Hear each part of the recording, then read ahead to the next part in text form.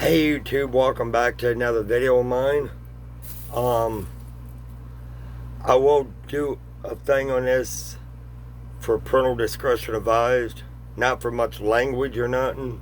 Could be a little. But if anybody has a fear of ghost hunting, this video won't be for you. If you're not afraid of the ghost hunting thing or haunted stuff, then this video is for you. So that's why I pronounced it viewer discretion advised. For young children shouldn't watch this. Or I know I got bad health, my wife does, but I guess we're used to this. Well, I did a video blog about a year ago on a Q-Links wireless hot pepper poblano phone. Alright, I just did one last month on my Vortex from Stand Up Wireless. Well, nothing's wrong with Stand Up, nothing's wrong with the Vortex, nothing's wrong with the battery. Me and my buddy last night, Rick from the Ghost Police Paranormal, was talking, which is my brother through marriage. Well, we was talking about draining batteries. And I haven't got an EMF detector. I can only get the one on the App Store right now because I can't afford to buy one. And it did pretty good, in the cemetery and stuff. Well, needless to say, today, last night before I went to bed, my wife switched her account back to Q-Links. She just waiting on her SIMS card to get here. Nothing's wrong with her Vortex. She's going to go and use the SIMS card when it gets here. Well, needless to say, I switched back to Q-Links myself today. Back to my hot pepper poblano. And you're probably asking why. Well, I'll be glad to tell you why if you sit down and listen to me. I keep charging this doggone phone up right here. The one I did the review on, as you can see, the stand-up Vortex. And of course, there's a big, gigantic, enormous battery for it. It kept draining the battery. It was doing all good. I mean, I could get almost a week out of that. Maybe pretty close to a week, about a week on a full charge if I didn't use it that much. If I used it light, it'd drain a little, but it still had pretty good battery life. That was one of the pros about this phone I did on a review. Well, all of a sudden, I kept noticing a drop in the phone. It could be 100, 80, 90%, whatever, 70%. Next day I get up and look, or the next evening, it could be down to 7% battery, like it was last night. So I was telling my brother Rick from the GPPI there, Ghost Police Paranormal Investigators. He said, well, I'm not saying it ain't the phone or the battery. And I'm not really saying it could be haunted, where a spirit could be attached to the phone. Well, and voltmeters, digital voltmeters, don't lie. You just set them on DC. Well, the correct thing to do is look the voltage on the battery, which is 3.7 volt. All you got to do is there's 3 pins in them. Some phones will have 4, but you just got to look for the one. The first pin towards this side is negative. The last pin on this side is positive. Okay, I tested it. Fully tested charge. 4.1 to 4.2 volts. So the battery was good. So I thought, well, let's check the phones. So I pulled off the rubber sleeve it come with. And once I find the battery door notch here, stuck my fingernail in like so, pulled the door off. And I looked at the diagram of the battery and measured these pins, the voltage across these pins. 3 to 0.5 volts across the pins. So I knew the phone was good. Well, Told my wife, I said, well, I don't know what to do now because I ain't got the money for an EMF detector like Rick has from the Ghost Police Paranormal. This one here I got is pretty much accurate. And it'll do me until I can buy one later. It'll have to, because that's what I use to base the test off of. I mean, sure, it may not have the accuracy as a real one you buy on eBay or Ghost Paranormal store if you would. But this blog today has to do with a haunted phone. And spirits can drain the battery in your phone. That's why when I did the videos at Fort Meigs, we're going back to do a live video probably in October maybe at the cemeteries, because I didn't get a chance to last time because it was really late. And I just did a video on Mount Blanchard Cemetery over there, Mount Blanchard, Ohio. Well, our trailer is haunted. And I know this because my first wife that was living before she passed, her mom got us the trailer. Shit in here started happening shortly right after we moved in. Well, needless to say, I called the courthouse to get the back records because we don't have a city hall here in town. Your city hall is the courthouse. And I told them all the information. Called the tax department. They didn't know much. So they told me to call the local records at the court. They should have everything on this trailer.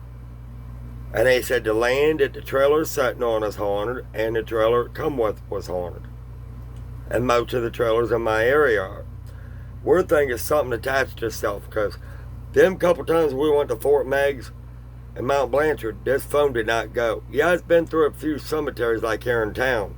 Well, we just drive through to check on my relation, but that was during the day because the one over here locks the 3 gates at night. We can't drive through, but it don't mean you can't walk around the gates, you know. But the phone checked good. My wife had a couple of phones and I was playing around with. A ZTE it was. Voltage kept dropping in that as well, the battery. Did a volt test, both phone and battery, good. And I know my battery's brand new because when I give it to her, I ordered, before I give it to her, when it was mine, through Q-Links, I ordered a battery from eBay, shoved in her. Brand new. Factory seal. Never been used, never been refurbished or nothing. Did a full scale check. Everything checked good. As soon as I hooked the EMF meter up, it spiked orange. A few occasions with them, it spiked red. So, that's why I made this video on haunted smartphones.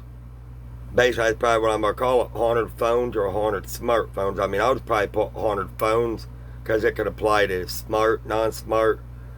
It can even apply to, like iOS, Android, or the flip phones like what my dad has. It's non-Android related. But if you're doing a long investigation like at a cemetery or a place where your battery in your car can get drained, it's a good idea to keep a jump pack with you. Or if somebody's around to have jump cables where you can jump your vehicle. But I keep a jump pack with me and it's fully charged at all times. But it's still a good idea to keep a set of jumper cables in case somebody has to jump you in case that jump pack gets drained. And I've got a couple sets in my trunk. But usually for a short blog, short visit to the places, what I'll do is just make sure you got gas in your vehicle. If you do a short visit, no more than about 15, 20 minutes to half an hour, just leave your car run.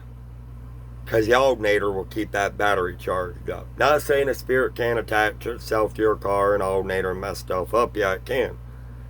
But all it's doing is draining the battery out of your car. Well, keep it running for a bit. Or if you're doing a long investigation, shut it off, go back every now and again, start your vehicle to keep the battery up in it. And it don't hurt to keep a voltmeter with you with a battery tester, amp checker on it, and alternator checker for a load test. Because I do that every once in a while on my battery, even though the battery is new. I still do a voltage test with the ignition off, voltage test with the ignition on. While the ignition's on, you do a load test. You turn your headlights on, but make sure they're on bright. Turn your blower on. It don't matter if it's a heater blower or AC blower, just turn it all the way on high. And turn your car stereo on if it's equipped with one. And now it will do a load test on your battery for your alternator. If it don't drop within a certain voltage, then your alternator is good. If it keeps that voltage steady, your alternator is good, and your voltage regulator and it's functioning properly. Now if it drops below a certain voltage, a lot of times what happens is your alternator's voltage regulator is going bad. And it could go bad in two ways. The first way that it can go bad is read voltage really low, where it can discharge your battery. But then there's another way it can read high, like there's 14.23, which should be normal, 14.22 in there. If it starts reading 15, 16 volts and higher, then your voltage regulator in your alternator is reading high. If it gets too high of a reading, it could potentially heat up your battery, cause your battery to bulge, explode, or start leaking battery acid. And that's something you don't want, battery acid coming out of a battery, because that can eat through anything. That's how much experience I got with vehicles under my belt. Another thing that can go bad in an alternator too, but if you hear a pulley rattling, always take your belts off and spin the pulleys. Now if your pulleys has a rattle vibration to it, or rattle, that means the bearing could be bad in that. You know, so you gotta kind of keep an eye on that. But that's why I wanted to make this video, to help you folks with ghostly problems. This phone is attached right now by a spirit. It's attached. Like this back shop I'm recording in right now, my workshop, it's attached to spirits. Because I did a video one time on 2 power supplies here on my workbench, and they're both hooked together on a 110 outlet. And it runs 110 right over to 12 volt DC, so I could use my USB ports and stuff in my workbench. And I added some extra outlets, you know, for features, for tests that I do and work that I do. Well, I unhooked a 110 wire from that little volt meter, or volt AC/DC voltage power supply behind the great big one I installed. Okay, I unplugged the hot wire from it. The light lit up. The only way to get that light off is unplug the 12 volt side. So there is something attached to this bedroom too, with my work power supply station I fixed up from my workbench here. Cause I got USB ports in there, cigarette lighter ports. I'm running 3 outlets and a miniature stereo with some 4 speakers. You know, 4 speakers on it. You know, 4 speakers. 2 in the front, 2 on the side. You know. And that's what I'm telling you. And then plus a subwoofer. So, there's something in this trailer that's haunting it. Because, like I said, I checked the court records, everything is true. Whatever died on this land is attached to these trailer and these properties. And it's attached itself to my Vortex phone, which I truly miss, because I love stand-up wireless, and I love their service, and I love the phone. There ain't nothing wrong with the phone. I can't have a phone draining all the time, and I need that phone. So, I had to turn my Q-Links back on today. So anyhow, I'm going to wrap this video up. Let me know in the comments down below if you had anything attached to your home, vehicle, phone, anybody in your home got possessed, or anything. You know, I like to hear it. Comment down below, and if you have any questions, I might be able to help you out in this field. I have no problems helping people. But yeah, hit that like button. Like, subscribe. Also subscribe too. ring that notification bell. Subscribe to my wife, Lacey Fluga. And Rick, his nickname is Rick, we call him, because he hates his real name, Richard, so we call him Rick for short. That's what he really likes. Other GPPI, which is Ghost Police Paranormal Investigators. Subscribe to him. And myself, no haters or trolls, or you could be spam, blocked, or reported of all three off my channel. And always ring that notification bell, like I said. Like this video, subscribe to it to get more future videos like this. Plus, to ring the notification bell, it will notify you of any videos that I might add up. And let me know if you had a phone haunted, your home was haunted, stuff been going on in your lives that shouldn't be because of this, and stuff.